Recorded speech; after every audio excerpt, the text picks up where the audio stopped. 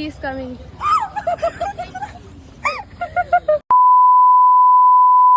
Hello friends, এটা হলো next day morning. রাত থেকে তো বৃষ্টি হয়েই যাচ্ছে। এখন ঝটফট রেডি হয়ে আমরা ব্রেকফাস্টটা করে নিলাম। রেডি হয়ে বাইরে ওয়েট করছি, বাট বৃষ্টি তো থামার নামই নিচ্ছে না। তো কি আর করার, মেঘালয় মেঘের রাজ্য, বৃষ্টি তো একটু হবেই। তো এই তো আমরা গাড়িতে এখন আনন্দ করতে করতে চলে যাচ্ছি কিছু সাইট সিনের উদ্দেশ্যে। কিছু তো যেতে না যেতেই ভাই আমাকে আমার পছন্দের চকলেটটা গিফট করলো। বেশ কয়েক ঘন্টা জার্নির পর এত সুন্দর একটা দৃশ্য দেখে তো মনটা একদম শান্তি।